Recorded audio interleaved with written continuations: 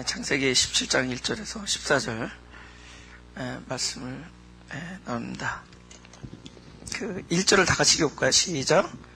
아브라함의 99세 때 여호와께서 아브라함에게 나타나서 그에게 이르시되 나는 전능한 하나님이라 너는 내 앞에서 행하여 완전하라. 그래서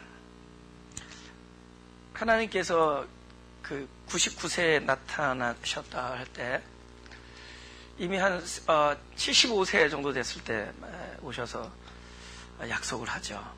그리고 또 시간이 지나가죠. 한 86세 될 때까지. 그리고 나서 이제 이스마엘이 낳고 또다시 13년이 지나가서 99세에 나타나십니다. 하나님이 아브라함이 기억력이 너무 안 좋으니까 자꾸 나타나시는 거예요. 그죠? 나이가 먹으면서 기억력이 자꾸 쇠퇴해지고 그러니까 자꾸 나타나셔가지고 계속 얘기합니다. 그래서 똑같은 얘기를 계속 하신 겁니다. 왜 같은 얘기를 계속해서 반복하느냐? 그만큼 사람은 눈에 보여줘야지 믿기 때문에요. 이렇게 그 약속을 한 것이 그게 드러나야지 이렇게 믿습니다. 근데 이제 하나님이 우리에게 약속하시면은 이미 그것은 하늘에서는 성취된 거고, 그죠? 보이지 아니하는 그 세계에서는. 그리고 신앙이라는 것, 믿음이라는 건 뭐냐면은 그 하나님의 세계에서 그 하늘에서 성취된 것들을 마치 내가 지금 나에겐 지금 당도하지 않았잖아요, 그죠? 당도하지 않았지만은 마치 그것을 내가 소유한 것처럼 이렇게 사는 것. 그러니까 그걸 이제 믿음을 실제한다. 그러니까 그걸 실상이라는 단어를 쓰는데, 그러니까 뭐 보이지 않잖아요. 아무것도 안 보이고, 그죠? 증거가 없잖아요. 그런데 그냥 보이지 아니하는 그 하나님 말씀 자체가 증거가 되는 거고, 그리고 하나님 말씀하셨기 때문에 그냥 나에게 그것이 주어지지 않아도 그냥 마치 있는 것처럼 이렇게 지내는 것. 그러니까 약속을 실상화시키는 거죠. 그것이 하나님이 우리에게 우리의 온 인생을 통해서 나의 전 생애를 통해서 그렇게 할 수 있는 사람으로 다루시는 겁니다. 근데 우리가 하나님의 다루심보다 버티는 힘이 제법 세요. 그래서 야복강에서 계속 싸우는 겁니다. 버티는 힘이 세기 때문에 계속 야복강에서 계속 씨름을 하는 겁니다. 제법 버팁니다. 그죠? 그래서 아무 일도 일어나지 않는 거예요. 우리가 보기에는 아무 일도 일어나지 않는 거예요. 믿음이 자라는 것 같지도 않고, 하나님이 그렇게 우리 인생을 통해서 우리의 그 전 생애를 통해서 하나님이 그렇게 다루시고 훈련하시는데 우리가 마치 전혀 변하지 않는 사람 같아요. 그런데 나중에 어느 순간에 그 하나님의 다루심의 그 절정에 임했을 때 자기도 깜짝 놀랍니다. 내가 이렇게 달라져 있다라는 것을 자기가 보게 됩니다. 하나님의 다루심이 절정에 이르면은 우리가 다친다. 그거 아시죠? 하나님의 다루심이 절정에 이르면은 그것은 다치는 시점입니다. 근데 육신이 깨지고 우리의 겉사람이 부서지는 것 같은데, 그때 뭡니까? 아까 말했던 하나님은 성취하고 다 이미 확보하고 계신 것들이 우리에게는 지금 실상이 안 되고 있잖아요. 이런 것들 어느 순간에 한 점에서 확 모여요. 그 지점에 딱 오면은 언제 그랬냐는 듯이 여태까지 모든 내가 실상화하지 못했던 것들이 그 지점에 가서 확 전부 마치 그것을 여태까지 누리고 있었던 사람처럼 자기가 변해 있는 순간이 올 겁니다. 아멘 하신 분들은 이미 그 지점에 더욱 당도했으리라 믿습니다. 나도 아멘. 근데 그 지점에 오면은 확 모든 것이 이렇게 딱 한 접점을 이룬다. 예. 그러니까 돌이켜보면은 전혀 아무 일도 안 일어났던 것 같은 내 인생을 돌이켜보니까 그 지점에 가서 보니까 모든 것이 실제화가 돼 있었던 걸 발견해요. 예. 그 지점들이 있어요, 인생에. 그런 순간들이 있습니다. 어떤 부분에 대해서 다루고 하는데 우리에게는 아무 일도 일어나지 않아요. 그건 왜냐하면 우리가 하나님과 맞서서 싸우기 때문이에요. 씨름하기 때문에. 근데 마치 환도뼈가 깨졌을 때 모든 것을 성취한 것처럼 바로 그것들을 하나님이 결국은 몰아서 한 일격을 가하는 순간들이 옵니다.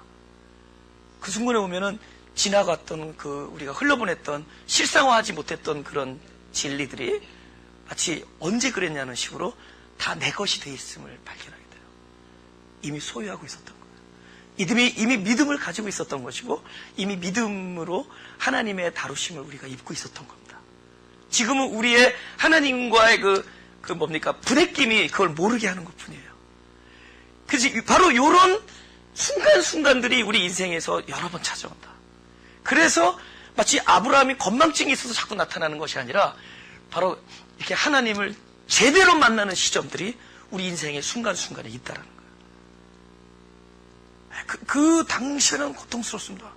아, 왜 이런가? 막 우울하기도 하고, 막 고통스럽기도 하고, 힘들기도 하고, 이 지점을 확 넘어가기를 원하고, 빨리, 근데, 그 순간이 바로 성경에서 내가 몇 살 때, 이런 것이 기록되어지는 지점이라는 거죠.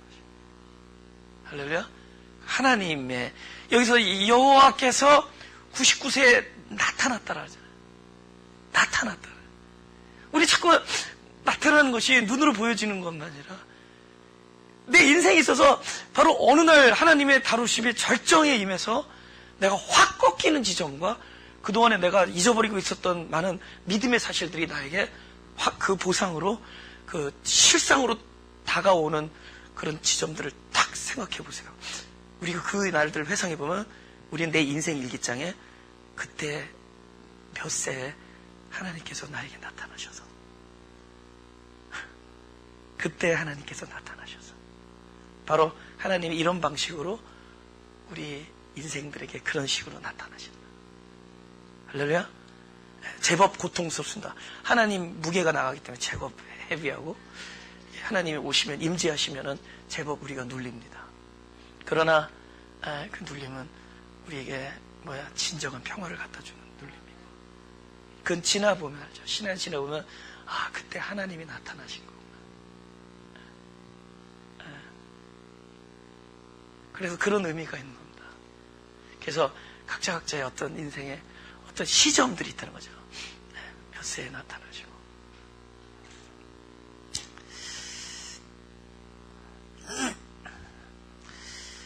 너는 내 앞에서 행하여 완전하라. 내 앞에서 행하여 완전하라. 이 말의 정의는 하나님 앞에 행하는 것이 완전입니다. 하나님 앞에. 근데 행하는 게 중요해요. 완전하게 행하는 것이 완전이 아니라 하나님 앞에서 걷는 것이 완전이에요. 그러니까 포커스 어디에 두냐면 하나님 앞에서요. 네. 우리가 때로는 이 모든 내 주변에 인생이 일어나는 이 사실들 딱 쓰레받기에 담아서 하나님 안 보이는 쪽에다 던져버리고 싶죠. 이왕이면 그 절벽에서 나도 함께 떨어지고 싶죠. 그죠? 하나님을 등지고. 네. 그러지 말라는 거예요. 그것들을 모아서 하나님을 향하는 거랍니다. 하나님을 향하는 거예요. 그러니까 하나님은 우리 손에 무엇을 들고 우리가 무슨 자랑할 만한 아니면 칭찬받을 만한 걸 가지고 나오는 걸 보는 게 아니라 하나님은 내가 하나님을 향하느냐를 보는 거예요. 그러니까 하나님을 향하여 여기 행한다라는 건 걷는다는 뜻인데 하나님을 향하여 걷는 것이 완전이에요. 왜냐하면 그 완전이 나로부터 비롯되는 게 아니라 하나님의 완전하심 때문에 완전이기 때문에 그래서 그분을 향하는 겁니다. 제가 늘 그러잖아요. 빛은 우리를 소멸시켜요. 근데 그 빛이 과연 우리가 말하자면 영광이고 찬란하기 위해서는 바로 그 바탕이 흑암이어야 돼요.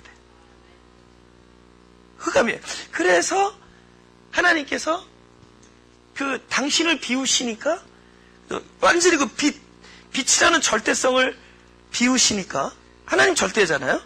그것을 가리시니까 자연스럽게 없었던 것이 새로 생기는 걸 창조라고 그러거든요. 하나님 주변에 흑암이 전혀 존재할 수 없었는데, 창세기 1장 2절에 있죠. 흑암이 있느니라. 그 흑암은 하나님이 창조하시는 흑암이야. 왜 생겨진 흑암이냐? 왜 창조한 거냐?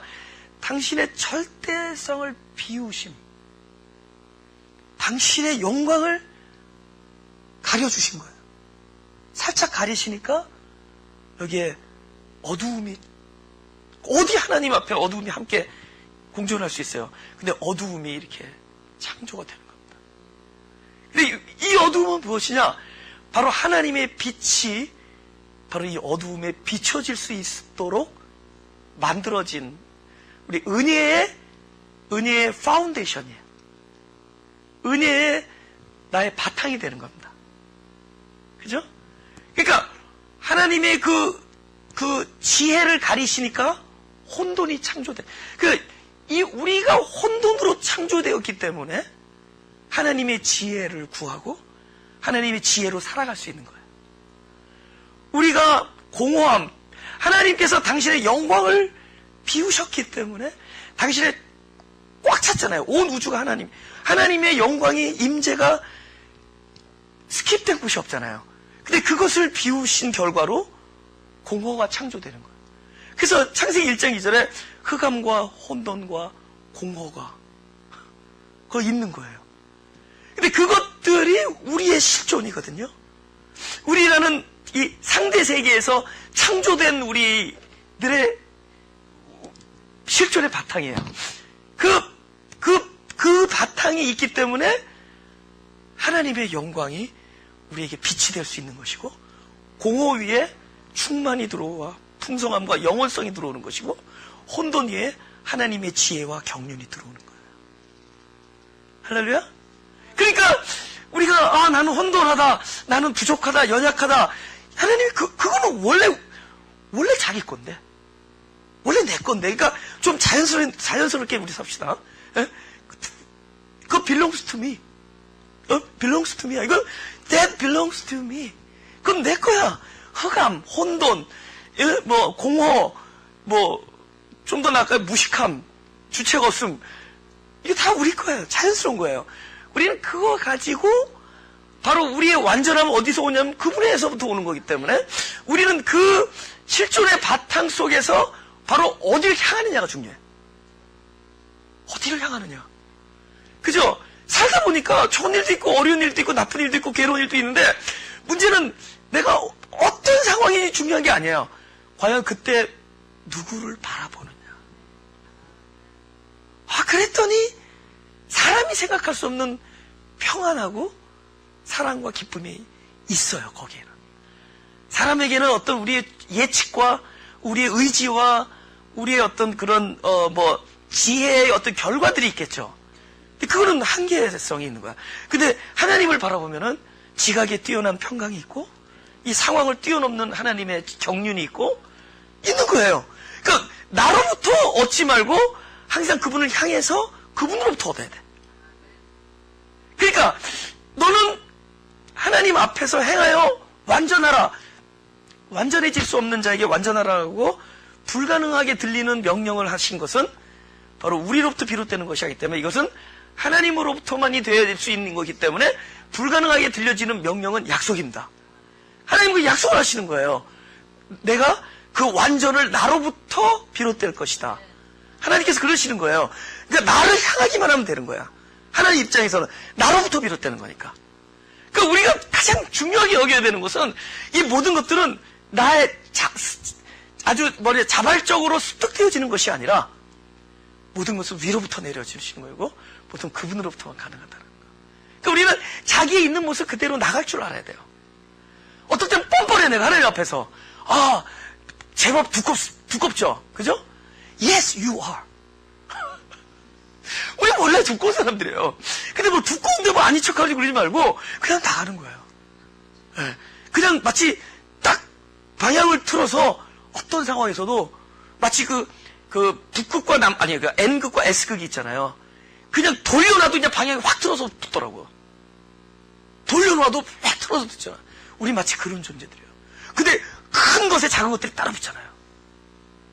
그죠? 만유 인력. 하나님, 우리 방향만 탁탁 틀려서 이렇게 붙는 거잖아요. 그죠? 빨리 붙으니까 떨어져 죽는 건데. 천천히 붙으면 나는 거고. 근데 그런 거 쳐야지. 우리 붙는 거예요. 그분을 향한 거. 그러니까 우리가 죽는 날까지 명심이 될 것은, 이 모든 것은 어떤 스스로 습득되어지는 건 없다. 하나님의 완전하심에 기초해야 된다. 하나님의 완전하심에 기초해야 된다. 그러니까 우리는 내 앞에서 행하라. 바로 어디를 향하느냐가 중요한 것이다. 지금 여인과 군중들이 뭐가 차이 났죠?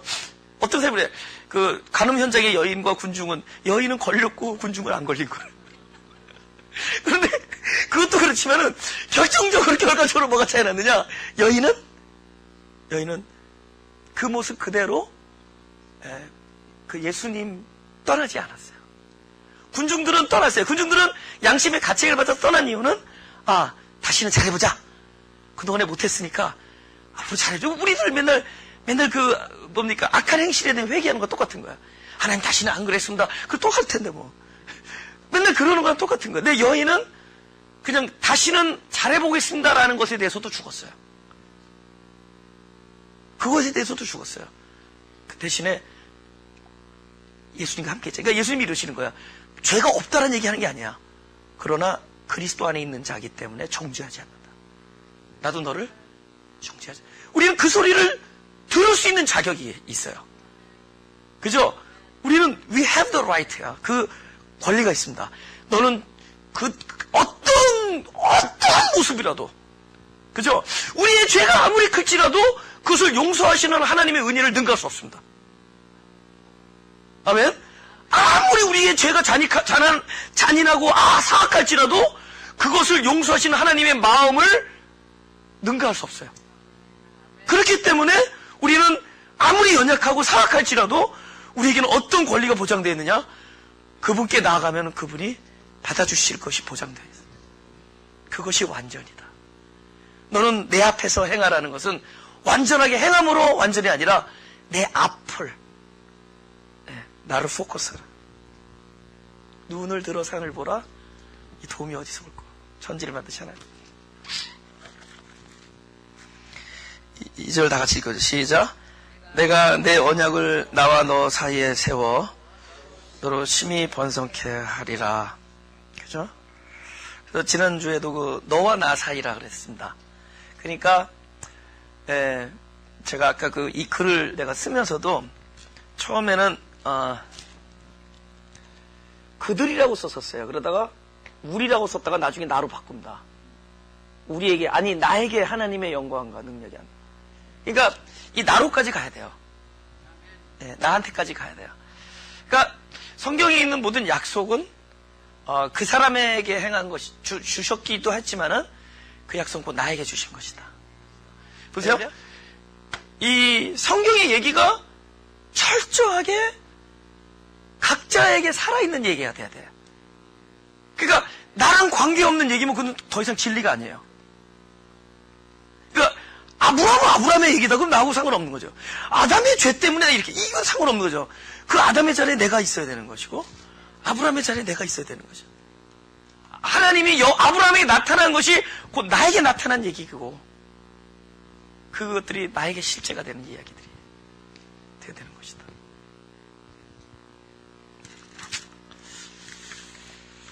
번성하라 그러죠. 그죠? 하나님의 목적이 뭐냐? 바로 네 몸에서 날짜로 번성케 하는 건데, 네 몸에서 날짜가 바로 우리 안에 새 생명들이죠. 네 몸에서 날짜, 그게 뭘 말하는 거예요? 바로 언약은 뭐죠? 보이지 아니하는 하나님과 나 사이에 새 생명이 탄생한다는 겁니다. 영적 결혼. 육적 결혼은 보여야 되니까 처녀 탄생이 불가능하지만 처녀 잉태 가능하죠. 영적 결혼. 그죠? 보이지 아니하는 그 씨, 하나님의 말씀, 그것이 내 안에 잉태되어 새 생명을 낳는 거잖아요.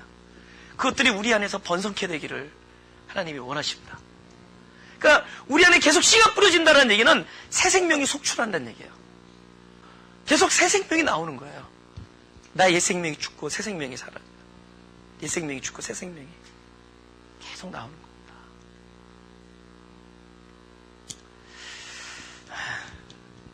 그래서 점점 침노해가는 거. 어떻게 되냐면 내가 알고 있는 하나님 요만큼 알았잖아요. 그 전에 침노한다는 너무 넓어. 끝이 아닌 거거든. 내가 알고 있는 하나님 안에서 우리는 하나님과 그 관계를 맺고 있는 거거든요. 근데 내가 알고 있는 하나님이 점점 확대되는 거야. 놀라울 정도로. 그러면서 침노되는 겁니다. 여러분, 거품 물고 들어오는 뜻이 아니라 더 많이 알아가라는 뜻입니다. 하나님을 점점 많이 알아가는 거예요. 아, 그랬구나. 그래서 겸손한 자들이 오히려 땅을 차지한다 그러잖아요. 점점 하나님을 더욱더 많이 알게 되니까 놀랍거든요. 그죠? 여러분, 이렇게 지나가는 이 바람에서도 하나님을 임재를 느끼시는 분.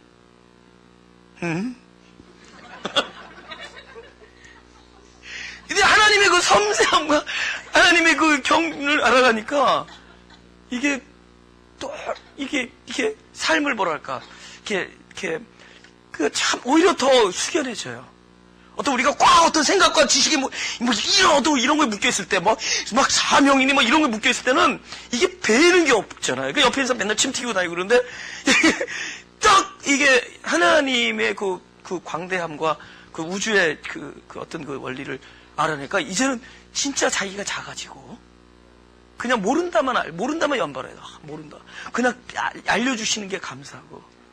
그래서 나는 끊임없이 보세요. 여러분들이랑 저는 이 땅에서 흙으로 돌아갈지언정 이 성경은요. 보세요. 진짜 영원합니다.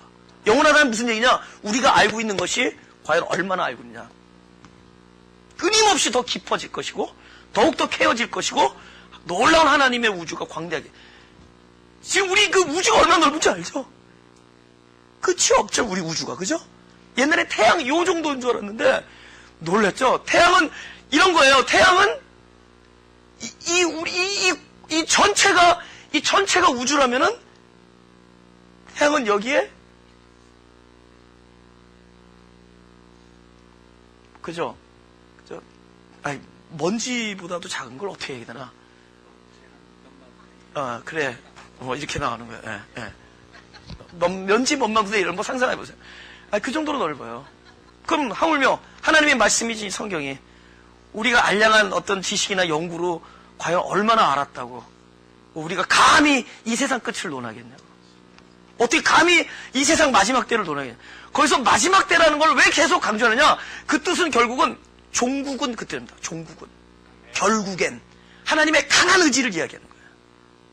마침내 이런 뜻입니다. 종국은 그 정도로 종말로 이거는 궁극적으로는 이 뜻이에요. Ultimately 하나님의 결국에는 이렇게 이런 얘기입니다. 그러니까 하나님과 나 사이에 살아있는 그런 이야기가 된다. 이게 번성 뭐 이런 거 나오죠? 오케이? 본문으로 돌아가죠. 3절 아브라함이 엎드린데 하나님이 또 그에게 일러 가라사대 내가 너와 내 언약을 세우니 너는 열국의 아비가 될지라. 이제후로는 내 이름을 아브람이라 하지 아니하고 아브라함이라 하리니 이는 내가 너로 열국의 아비가 되게 함이니라. 내가 너로 심히 번성케 하리니 나라들이 내게로 쫓아 일어나며 열왕이 내게로 쫓아나리라. 내가 내 언약을 나와 너와 내 대대 후손의 사이에 세워서 영원한 언약을 삼고 너와 네 후손의 하나님이 되리라. 내가 너와 네 후손에게 너의 우거하는 이 땅 곧 가나안 일경으로 주어 영원한 기업이 되게 하고 나는 그들의 하나님이 되리라. 하나님이 아브라함에게 그저 땅을 줍니다. 왜냐하면 그때는 땅 문서가 없었어요. 땅 문서가 없으니까 네가 보는 동서남북을 바라보라. 이 땅을 너에게 주리라. 아무런 그렇게 했겠냐는 거죠. 하나님께서 왜 계속 땅 얘기를 하냐라는 거죠. 땅을 주겠다라는 얘기를 하는 거예요. 그것을 너의 영원한 기업을 삼겠다. 이런 이야기를 하나님이 복을 줄 때마다 그런 얘기들을 한다. 근데 이놈의 부동산 땅에 우리는 확 가가지고 땅 그러면 이 산지 그러면 전부 부동산만 생각해가지고 하나님의 그 영원한 의미를 우리가 망각해버려요. 하나님의 그 놀라운 땅을 주시려는 하나님의 그 놀라운 하나님적 차원의 의도를 우리가 너무 망각하죠. 아니 하나님이 사람들 많이 나가지고 거기서 잘 먹고 잘 사는 그게 그렇게 대단한 일이겠냐고요. 한 사람을 불러서 한 사람을 그 인생을 개입해서 진짜 어떤 믿음의 샘플로 계속 만들어 나가면서 그죠? 다루시면서 그래서 그 과정에 계속 번성, 아비, 땅 이런 얘기들 계속 한다. 너를 번성케 할 것이고 너의 자손을 번성케 할 것이고 그 다음에 이 땅을 줄 것이고 영원한 기업을 줄 것이고 그 다음에 네가 아비가 된다라 이런 이야기들이 도대체 무엇을 의미하는지에 대해서 그죠? 우리는 그죠? 예, 그죠? 우리는 그러잖아요. 이놈 내가 꿀방망이를 주겠다 그러면 우리는 꿀만 생각하잖아요. 방망이 오는 건 모르고 우리는 내가 받고 싶은 것만 생각하잖아요. 그 하나님이 주시려는 그 차원에서 내가 원하는 차원으로 딱 그걸 제한시켜버려요.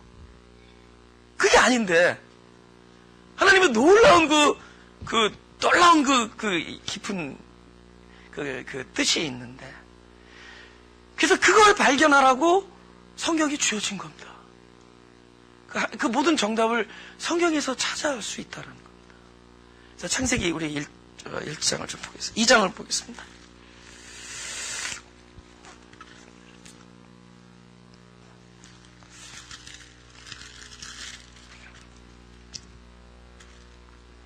창세기 2장 4절을 제가 읽겠습니다.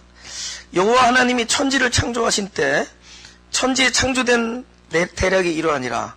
여호와 하나님이 땅에 비를 내리지 아니하셨고 경작할 사람도 없었으므로 들에는 초목이 아직 없었고 밭에는 채소가 나지 아니하였으며 안개만 땅에서 올라와 온 지면을 적셨더라. 이게 어떤 우리 창조의 아주 파운데이션 그런 기초예요. 그러면 도대체 이게 뭘 얘기하려는 건가? 무슨 무대 배경을 이야기해 주는 것처럼 우리는 그냥 스쳐버리는데 왜 비를 내려주시지 아니했나? 왜 그러냐면은 땅이 있는데 경작할 사람이 없는 상황에서 비가 내려오면 물사태가 나죠. 그죠? 근데 땅이 있고 경작할 사람이 있고 비가 오면은 그 땅은 뭘로 변하냐? 그때부터 채소를 내는 식물을 내는 들과 밭이 되는 겁니다. 그냥 땅으로 머물러 있지 아니하고 땅이 밭이 되는 거예요. 그러니까 그전에는 그렇다는 거예요. 아직 경작할 사람이 없기 때문에 비를 내려주시지 않습니다. 근데 이제는 하나님께서 소위 땅의 기초가 되는 흙으로 사람을 짓는 거예요. 그럼 흙으로 사람을 지었다는 얘기는 두 가지 의미가 있어요. 하나는 흙은 흙이기 때문에 영원하지 않다라는 것이 있어요. 또 하나의 결정적인 의미는 하나님의 나를 창조하신 목적이 거기 있습니다. 결국은 나를 벌써 우리 마음 그러면 땅까지 들어가요. 마음 땅. 흙이기 때문에 그래서 벌써 이 안에서 뭐가 일어나냐? 경작하는 일이 이루어지게 하기 위하여 우리를 바로 그 땅의 재료인 흙으로 우리를 짓습니다. 그러니까 하나님 우리를 창조하신 목적은 부지런히 경작하는 사람이야. 경작은 무엇이냐? 나 먹고 잘 살겠다는 게 아니에요. 농부들은 그렇게 피땀 흘려와온 것들로 인해서 여러분과 저희들이 배불리 먹고 살 수가 있는 거예요. 그러니까 하나님은 끊임없이 우리라는 이 마음 땅을 통해서 경작하게 하기를 원한다. 경작하는. 그래서 에덴 동산을 2장에 15절 다 같이 읽어보죠. 시작. 2장 15절 시작. 여호와 하나님이 그 사람을 이끌어 에덴 동산에 두사 그것을 다스리며 지키게 하시고. 지금 이 번역하신 분들이 이 에덴 동산이 놀고 먹는 대로 생각해가지고 이 단어를 다스리라고 번역을 해버렸어. 근데 이 정확하게 하면 이 단어가 아바르란 단어가 경작하다는 뜻이에요. 에덴 동산을 주사 경작하게 하시고 뜻입니다. 근데 이게 에덴 동산 이게 놀고 먹는 데라고 생각하니까, 그죠? 그죠? 오빠 자기 하면서 뭐 이런 데인 줄 알아봐. 숨었네, 어디 있네, 산악과. 이런 거 말고. 그러니까, 그런 뜻이 아니에요. 에덴 동산은 철저하게 뭘 말하냐면, 하나님이 벌써 우리를 만드신 우리의 마음 땅이에요. 우리 마음 땅이에요. 우리 마음 땅 안에 벌써 선악의 원리와 생명의 원리가 심겨져 있는 겁니다. 거기서부터 출발하는 거예요. 근데 거기에 하나님께서 우리를 경작하게 만들어 주시는 거예요. 그래서 비가 어디서 와야 되냐? 위에서 흘러내려와야지 이것이 에덴의 강이 발원돼서 여러 방향으로 흘러나가야 돼. 성경에 나오죠? 에덴에 그래서 강이 발원돼서 뭐 네 군데로 흘러나가고, 네 군데라는 건 성경은 모든 군데라는 뜻입니다. 사방이기 때문에. 그래서 그것은 무엇을 얘기하느냐? 이 철저히 비는 아래서 내려오지 않고 위에서 내려서 하나님으로부터 그것이 오셔서 바로 이 안에서, 그래서 나중에 요한복음에 바로 내 안에서 영생하도록 솟아난 샘물이 되는 거예요. 막 강이 막 이 안에서 나가는 겁니다. 그리고 벌써 이 남을 경작하기 전에 먼저 경작할 사람 자체를 먼저 경작합니다. 그래서 우리가 벌써 이 씨를, 말씀을 받아 벌써 이 안에서 벌써 내가 경작되어지고, 그래서 결국 우리로 하여금 경작하는 사람으로 이렇게 하나님께서 다루십니다. 그러니까 여기서 말하는 그 뭐죠? 번성, 아비, 땅, 이건 전부 무엇을 주느냐? 앞으로 내 일생을 통하여 너는 끊임없이 씨를 뿌리고 열매를 맺어서 경작하는 자가 되라라는 말씀입니다. 그것이 하나님이 우리를 부르신 그 목적이고, 그것이 하나님이 또 동시에 하나님의 명령만 주는 것이 아니라 우리에게 약속을 주시는 겁니다. 이 약속은 뭐죠? 그렇게 하도록 하게 해 주겠다는 겁니다. 네. 놀랍지 않아요? 야, 진짜 이기적이었잖아요, 우리. 자기 삶이 만족 안 되면은 막 그냥 죽고 싶고 그냥 막 디프레스 되고 막 이러고 막 이러던 사람들을 불러다가 보세요. 놀랍게 이제 살리는 사람으로 사용합니다. 그러니까 살아있는 것도 안 됐어, 우리는. 살아있게끔은 해줬어, 그래도 기본적으로. 근데 뭐 그걸 유지할 능력이 없으니까 제대로 살아있지도 않는 사람들인데, 하나님의 목적은 거기에 머물리지 않냐고. 살리는 영. 산혼에서 살리는 영으로 살려내는. 할렐루야. 넘어가자. 9절. 창세기 17장 9절부터. 하나님이 또 아브라함에게 이르시되 그런즉 너는 내 언약을 지키고 내 후손도 그대로 지키라. 대대로 지키라. 또 이게 지키라 그러면 또 되게 프레셔 받죠. 벌써 단어가 딱 나오면 벌써 프레셔 받는 거야. 뭐 언약을 지켜라 그러면은. 근데 말이 안 되잖아. 자기가 약속해놓고 뭘 지키라는 거야? 죄송해요, 자기라 그래서 당신이라 그럴게요. 당신이 약속했잖아요. 언약이 뭐였죠? 당신이 일방적으로 한 거잖아요. 언약은 당신이 하시겠다는 약속이잖아요. 근데 뭘 언약을 지켜? 지키려면 당신이 지키십시오. 벌써 딱 나가야죠. 이것도 이중 약속이구만. 벌써 그렇게 나가야죠. 예. 근데 언약을 지키라면서 그 다음에 이상한 주문을 한다. 너희 중 남자는 다 뭐를? 할례를 받으라. 여러분, 남자라는 게 할 때 우리가 남자는 교회에서 잠잠하라 이런 얘기 없죠? 남자는 교회에서 잠잠하라 이런 얘기 없죠? 네. 왜 여자들한테 그랬을까? 그죠? 대신에 남자는 할례 받으라는 얘기였어.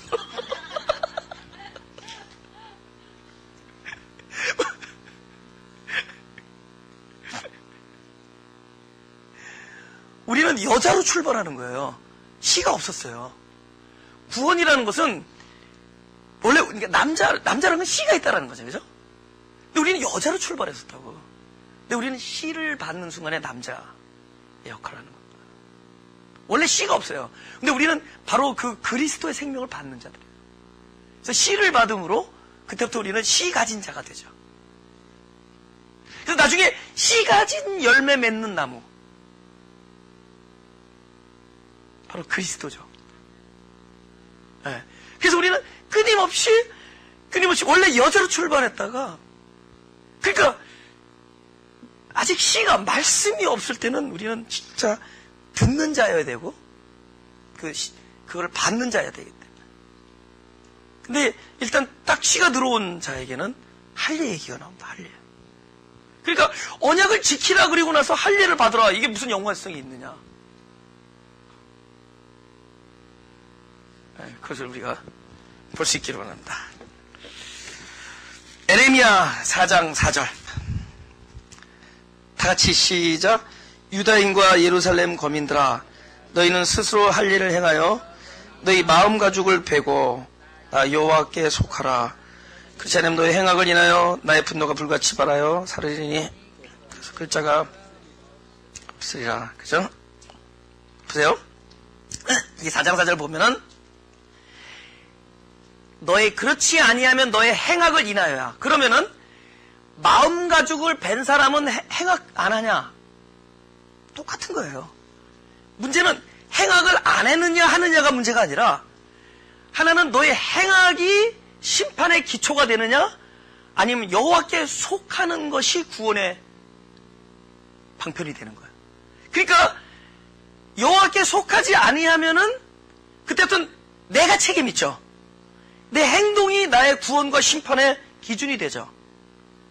그러니까 네가 여호와께 속하지 아니하면은 너의 행악이 너를 불사르는 것이고, 우리가 나의 행악이 나를 불사른다 할지라도 그것이 무엇 때문에 되는 거죠? 여호와께 속하는 문제 때문에 가능해지죠.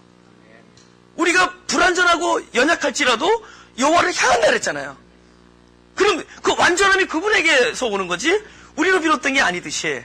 그러기 때문에 여기서 보면은 네가 여호와께 마음 가죽을 베고 여호와께 속하라. 그렇지 아니하면 너의 행악이 너를 불사른다. 그러니까 여호와께 속한 자도 사실 행악이 있다는 얘기예요. 그러나 그 행악이 나를 불사르게 할 수가 없어요. 그분에 속하기 때문에. 아멘. 아멘? 바로 그 얘기를 하는 겁니다. 그런데 그분에 속한다는 것이 뭐냐? 마음 가죽을 벤다. 마음 가죽을 벤다.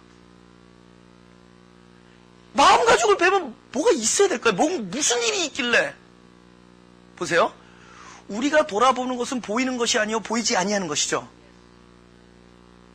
그럼 보이지 아니하는 것이 드러나는 것이 영광이죠. 언제 드러나죠? 우리로 감추어져 있던 것들이, 그 속에 있던 것들이 바깥으로 드러날 때 그것이 영광이죠. 이 사람이 하나님께 속했는지 안 속했는지는 이 사람 안에 감추어진 것이 드러날 때 알 수가 있습니다. 찢었는데 없으면 없는 거예요. 근데 뱄는데 안에 뭐가 드러나죠? 하나님의 생명이 드러나는 거예요. 이 왜 양피를 자르는 이유를 알겠죠? 드러나는 거예요. 속 생명이 드러나는 거예요. 그것이 감추어져 있던 것들이 속 생명이 드러나는 겁니다. 그러니까 하나님의 말씀을 가진 자들은 이미 안에서 하나님의 생명이 안에서 자라고 있죠. 그것이 언제 드러나죠? 바로 나의 마음 가죽이 베어질 때 드러나는 겁니다. 할렐루야? 그래서 성경은 네가 무엇을 행하라라고 얘기하지 않아요. 무엇을 행하라라고 얘기하지 않습니다. 오히려 너의 행함의 중지가 필요하다라고 합니다. 제가 아까 그랬잖아요. 불순종은 뭘 안 하는 게 불순종이 아니에요. 내가 하는 게 불순종이에요. 그것이 중지가 돼야 돼요. 그 안의 것이 드러나야 돼요. 안의 것.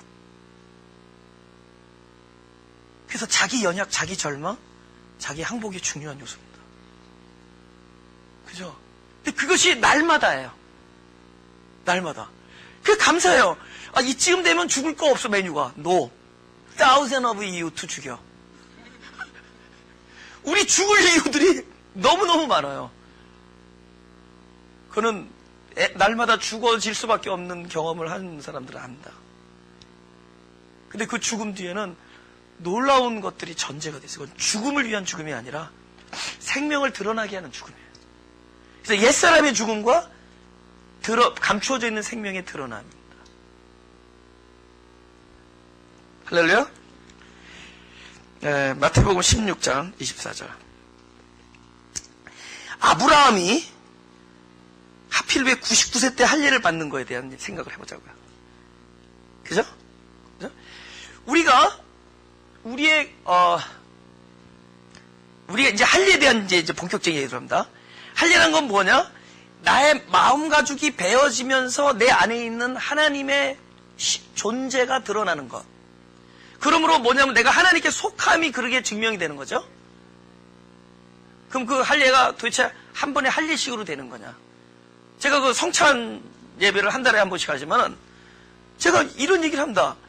사실 이게 성찬이 아니라는 거. 이거는 그냥 성찬의 그림자일 뿐이에요. 진짜 성찬은 성찬의 의미죠. 뭐냐? 당신이 나의 음료수와 당신의 말씀이 나의 생명이고 당신이 나의 양식, 나의 떡과 포도주라는 당신 없으면 난 죽습니다. 이것에 대한 나의 그건 고백이에요, 그냥. 이거는 성찬은 고백일 뿐이에요. 그 진짜 성찬이 뭐냐? 우리가 날마다 그분을 양식으로 먹는 지금 이 순간이 성찬이에요. 그러니까 너희가 모일 때마다 성찬하라는 게 바로 그 얘기죠. 모일 때마다 그 식을 하라는 게 아니에요. 모일 때마다 너희가 있을 때마다 그곳에는 그분의 주님의 말씀이 우리들의 양식이 되어야 된다. 우리들의 관계 안에서 그분이 우리의 생명이고 양식이고 음료수가 되어야 된다는 얘기죠. 그러니까 마찬가지 할례도 그 할례 양피 베는 게 중요한 게 아니죠. 각자 안에서 마음 가죽이 베어지면서 바로 내가 누구에게 속했느냐가 증명되는 게 할례죠. 그죠? 마음 가죽이 벨 때 무엇이 드러납니다. 근데 이상하게 사람이 베면서 드러나는 게 다른 거야. 하나님이 왜 그때마다 하나님이 워낙 크시니까 다른 부분들이 보이는 거예요. 그분의 다양한 부분들이 드러나는 거죠. 그리고 다양한 사람들 속에서 하나님의 다양함이 드러나는 거죠. 그리고 그럼 우리는 지금 아브라함 얘기를 한번 해보자고. 아브라함에서는 왜 99세에 와서 이왕이면은 난 지 8일 만에 해버리지. 얼마나 노인네가 힘들겠어요, 그죠? 그때 할례를. 그러면 이분의 그때 할례는 도대체 무엇이 드러났는가? 아브라함이 99세 때 할례를 받음으로 아브라함의 인생에서 무엇인가가 드러났다면, 감춰졌던 것이 드러났다면 그분은 그거를 통해서 하나님께 속한 것이 증명되죠. 우리 인생에서 내 마음 가죽이 베어지고 무엇인가가 드러남으로 나는 이러한 방식으로 하나님께 속한 것이 드러나죠. 그럼 아브라함에서 우리가 무슨 교훈을 얻을 것인가? 그분이 99세 전이라면은 자기 능력으로 애를 낳을 수 있었단 말이에요. 근데 99세, 100세나 돼야 애를 낳을 수 있었다면은 이것은 아브라함의 능력이 전혀 없을 때 철저히 이 애는 누구에 의해서, 하나님의 뜻에 의해서 나오진 거라는 것을 고백할 수 있죠. 아브라함의 할례는 바로 그 하나님의 능력만이 하나님의 부르심을 입은 자들에게 있어서 드러날 때 바로 하나님의 능력만, 오직 그분의 능력만, 내 능력이 전혀 다 사장된 곳에서 하나님의 능력이 드러나는 것만으로 인하여 나는 하나님께 속해 있음이 증거될 때 그 사람은 그런 방식으로 할례를 하는 것이다. 그럼 내가 내 인생에 있어서 날마다 내 마음 가죽이 베어지고 하면서 내 안에 무엇인가가 드러나는 것이 바로 아브라함처럼 내 능력이 전혀 아닌데 하나님의 모습이 드러났다면 나는 아브라함과 동일한 방식으로 하나님께 속해 있는 사람이다. 할렐루야? 동일한 방식으로 하나님께 속해 있는 것이다. 지금 이분은 하나님께 속해 있음을 나에게 능력이 없고 철저히 하나님으로부터 가능하다라는 것을 통해서 하나님께 속해 있음이 됩니다. 저는요, 하나님이 끊임없이 기다리시는 분이에요. 제 개인적으로 보면은. 나는 하나님이 끊임없이 기다리고, 끊임없이 참고, 끊임없이 용서하시고, 아예 작정을 하셨다. 나는 그렇게 볼 수 있어요. 아예 나를 인간 하나 만들어 보겠다고 작정하셨다. 저에게 목회를 허락하시는 거는 하나님이 하나님의 아들을 나를 만드는 거예요. 뭐 대단한 게 아니에요. 나 한 사람을 진짜 하나님의 형상으로 하나 만들겠다고 작정을 하시고 덤벼드셨습니다. 이 설교할 때 이거는 진짜 무슨 뚜껑이 이렇게 열려가지고 이렇게 탁 나오는 거예요. 이거는. 그건 뭐 제가 알죠. 이렇게 말씀 좀 이건 이게 뚜껑이 확 집에서 열려가지고 이렇게 왔다가 탁 틀면 이렇게 나오는 겁니다. 그러니까 뭐 대단하게 그래서 딱 예배 끝나면 또 원래 소시민으로 돌아가는 거예요. 근데 알아요. 지금은 하나님께서 그런 메커니즘으로 저를 사용하세요. 이렇게. 예. 근데 이 설교 시간이 뭐냐면 이 말씀이 나를 먼저 경작해요. 그러니까 나는 어떤 방식으로 하나님께 속해 있느냐? 하나님 나를 끊임없이 하나님이 살아계시고 하나님은 끊임없이 계시하시고 당신의 뜻을 알려주시고 하나님이 나를 포기하지 아니하시고 나를 끝까지 기다리시고 약속을 지키신다. 이런 그런 방식으로 나는 하나님께 속해 있습니다. 내 마음 가족을 뵐 때마다 그 하나님의 그 모습은 그렇게 드러나는 거예요. 근데 어떤 사람의 마음이 가족이 되었는데 바로 끊임없이 인내하는 하나님의 모습이다. 그는 그 방식으로 하나님께 속해 있는 거예요. 할렐루야. 그 방식으로 하나님께 속해 있는 거예요. 여러분의 마음 가족이 배웠을 때 드러나는 그 하나님의 영광이 다 다양합니다. 여러분 그 방식으로 하나님께 속했습니다. 아브라함은 자기 능력이 완전히 죽었을 때 하나님의 능력만이 그 약속을 이루신 것처럼. 그럼 바로 언약을 지키라는 건 뭐죠? 우리 마음 가죽을 베어서 내 안에 끊임없이 언약을 행하실 하나님을 드러내는 겁니다. 그래서 저 사람을 보면 사람은 안 보였는데 저 안에서 하나님이 하시는 게 보여요. 저 사람을 보면은 그 안에 하나님이 계신 것이 보여요. 그것은 바른 행실을 해서 찾지 말고 내 마음 가죽이 베어질 때 그 안에서 무엇이 드러나느냐. 끊임없이 기다리시고 끊임없이 사랑하시고 긍휼을 베푸신 하나님. 할렐루야. 야, 1분만 이거 결론만 내리고 결론은 무엇이냐. 저나 여러분은 하나님께서 열매로 번성케 하시는 거예요. 그것은 뭐냐면 우리를 위해서 하는 게 아니에요. 내가 이 얘기 꼭 해드리고 싶은 게 뭐냐면은 지금 이 경제가 어렵죠. 이 경제 왜 어렵냐? 이건 내가 가장 슬퍼하는 부분입니다. 경제는 왜 어렵냐? 하나님이 온 인류를 다 배불리 먹고 남을 정도로 7배를 주셨어요. 지금 에너지가 고갈돼. 이거 다 핑계들이에요. 에너지 너무 넘쳐. 석유 걱정 안 해도 돼요. 하여튼 하나님께서 우리가 물질, 자원이 모자라서 죽는 거는 이거는 괜히 겁주는 얘기들이고 그럴 일이 없어요. 너무 풍족하게 줬어요. 문제는 뭐냐? 경제가 어렵다는 거는 이것이 어떤 소수에게 편중되는 거예요. 계속. 그러니까 교통이 안 되는 거야. 이 가진 자가 더 많이 가지면은 나머지 가진 거 가지고 조그만 걸로 많은 사람이 돈을 내니까 나눌 게 있어야지.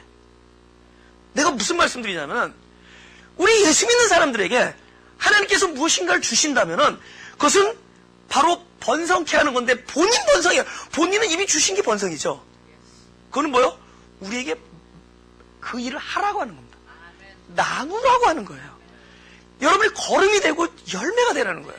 여러분이 자녀들을 키울 때 이래요. 너 배불리 먹고 아주 좋은 대학 나와서 월급 제대로 받는 데 가서 너 용돈 좀 많이 주고 이러지 말고 너는 거름이 되어서 너 때문에 많은 사람 사는 사람, 너 때문에 많은 사람 살아날 수 있는 사람. 지금 여기 이게 뭐예요? 아브라함을 부른 이유가 아브라함 잘 되라고 부른 얘기가 아니에요. 아브라함을 통해서 많은 사람들이 잘 되는 거예요. 그럼 뭐죠? 나누는 거예요. 나누는 거. 우리에게 물질이 주었다. 이거는 나누라고 준 거지. 내가 쓸 만큼만 쓰면 돼. 그리고 이거는 내 거가 아니야. 나의 주어져서 이 일을 행하라고 청지기가 된 거예요. 내가 똑똑하고 근면하고 열심히 해서 그런 거 아니에요. 물론 남편 잘 만나서 잘하는 사람들도 있긴 있어요. 아니, 왜 이걸. 아내 잘 만나서, 남편 잘 만나서. 그거는 그때뿐인 거야. 그것도 남편 주신 것도 하나님이고, 아내 잘 만난 것도 하나님이고. 예? 할렐루야? 이것들이 다 뭐냐? 하나님께서 맡긴 겁니다. 너를 통해서 살게 하라는 거예요. 경제가 좋아진다는 거는 도는 거예요. 그러니까 나눔의 정신이 필요해. 이 시대는. 이 시대는 진짜 나눔의 정신이 필요해. 너무 이 소수가 가진 자는 더 갖게 돼 있어요. 본능적으로. 항상 상대적으로 비교하기 때문에 네가 이렇게 치고 와, 난 더 치고 와. 서로 확장하게 돼 있고 서로 투기하게 돼 있어요. 가진 자들은 끊임없이 이 탐욕은 끝이 없어요. 이 탐욕 끝이 없어요. 저는 미국 처음 와가지고 투베드룸에 사는 게 나의 꿈이었어. 원베드룸에서 우리 5 식구가 근데 그 꿈은 끝이 없어요. 지금은 20베드룸 살았으면 좋겠어. 파노라믹 뷰에서. 이거 끝이 없어. 하나님께서 우리에게 무엇인가를 주시는 것은 우리가 잘 먹고 잘 살라는 게 아니에요. 너를 통하여 많은 사람을 살리라는 거예요. 이 정신이 필요해요. 우리 마가교회는 앞으로 나 손해보고 남 잘 되게 해줘. 이게 표예요. 할렐루야. 멕시칸들 낙서 다른 데 하지 말고 우리 교회 벽에서 하라고 써놓으려고 그래요. 이제 플리즈. 다른 데서 하지 말고 하려면 여기서 하라. 그러니까 하려면 if you really want to do it, if you have to do it, please do it here. God provide this place for you. 아멘. 아니 이 정도가 돼야 되는 거예요. 그게 하나님 나라의 정신이에요. 도둑질하려면은 다른 데 가지 말고 여기 와서 하라고. 여기는 도둑질하면 또 헌금으로 메꿔줘. 그러니까 그 정도 마음이 돼야 돼. 그죠? 교회 거니까 싸게 다 이런 얘기 하지 말라고. 교회니까 당신도 벌면서 하라고 그러라고. 우리 교회 차 살 때 그 세일즈맨한테 깎지는 않았어요. 먼저 차 살 때. 교회 차니까 당신이 이번 기회 통해서 일주일 벌을 커미션을 먹어 가라고. 근데 그분이 어떻게 했는지 모르겠어요. 알았노. 얼마큼 드셨는지는 모르지만. 나는 그렇게 했어요. 그럼 내가 여러분, 저한테 살림 맡기, 그냥, 최전한테 살림 맡기면 거덜나겠다. 이렇게 또 가는 사람들은 그 사람이 거덜날 사람이에요. 그게 정신이야. 그게 온전한 정신이에요. 우리가 그런 마음으로 가는 거예요. 그런 마음으로 그죠? 그런 마음으로 사는 거예요. 그냥 그게 그리스도의 마음이거든. 너 살리기 위해서 나 죽겠다라는 거야. 예수님도 십자가에서 품만 잡고 내려오시지 않았어요. 죽었기 때문에 살았죠. 그러니까 너 살리기 위해서 나 죽겠다라는 거예요. 그 반의 반만이라도 담자 말이죠. 반의 반만이라도. 그건 뭐냐? 바로 이 아브라함에게 주신 약속을 바로 나 잘 되는 식으로 받아들이지 말고 아브라함 죽여서 다른 사람 살리겠다는 걸로 받아들여야 돼. 그래서 땅으로 허락하시고 네 몸에서 날마다 씨를 받아서 새 생명이 나야지만이 그 번성케야지만이 그것이 아브라함을 부른 이유고 바로 저와 여러분을 부른 이유입니다. 그 사람들이 하나님께 속한 자요. 그들의 마음 가죽이 될 때마다 하나님의 살아계심이 드러날 겁니다. 할렐루야. 네, 기도하겠습니다. 우리의 겉모습은 질그릇이지만 우리 질그릇이 부서지고 질그릇이 벗겨지고 깨어질 때마다 그 안에 임한 놀란 하나님의 능력과 하나님의 영광이 그 안에 임재하심으로 인하여 하나님께 감사와 영광을 돌립니다. 우리의 삶을 소망하고 기대하기는 우리에게 무슨 일이 일어날지라도 바로 우리 때문이 아니라 하나님의 언약 때문에 우리가 흥하게 되고 있사오니 우리로 모든 상황 속에서 평안케 하시고 모든 상황에서 마침내 소망을 가지는 자가 되게 하여 주옵소서. 그리고 날마다 우리의 깨어짐과 우리의 부서짐 속에서 하나님의 영광이 드러나는 일이 있게 하여 주옵소서. 마음이 가난하기 때문에 우리는 실로 깨어지기 쉬운 존재오니 차라리 그 깨어짐을 통해서 차라리 그 번번이 부서짐을 통해서 하나님의 영광이 드러나게 하여 주옵소서. 우리는 참지 못하고 우리는 기다리지 못하고 우리는 인자하지 않지만 늘 참고 기다리며 인자하신 하나님의 긍휼이 우리 안에 버티고 있다는 사실을 증거하게 하여 주옵소서. 우리들의 삶이 우리들에게서는 부족하지만 하나님의 넉넉함이 증거되게 하여 주옵소서. 우리가 가진 것으로는 그들을 베풀 수 없지만 우리 속에 보이지 아니하는 하나님 나라의 재산이 오히려 그들을 풍성하게 적시게 하여 주옵소서. 우리의 손에 든 걸로 하지 않게 하시고 감추어져 있는 것들로 하게 하시고 우리 보여지는 것으로 함께 하지 않게 하시고, 감춰져 있는 하나님의 풍성함으로 하게 하시고, 우리의 지혜로 하지 않게 하시고, 감춰져 있는 하나님 말씀의 경륜에 따라 이 일이 가능케 하여 주옵소서. 우리들의 삶이 날마다 각자의 부인됨 속에 내가 하나님께 어떻게 속해 있느냐를 다양하게 발견하는 일이 있게 하여 주옵소서.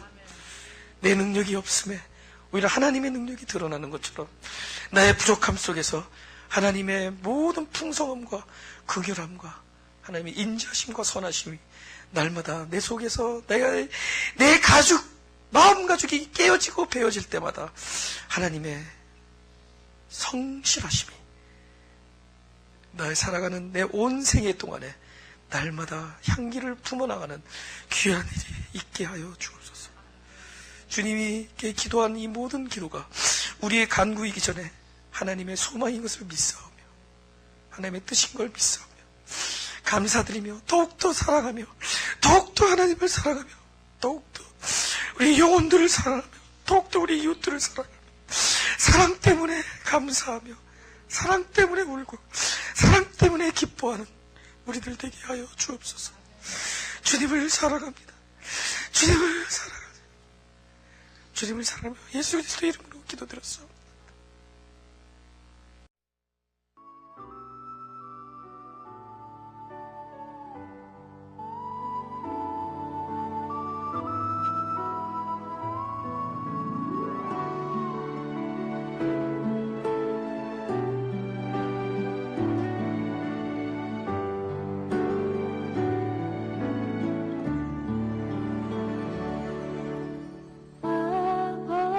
아버지께서 주신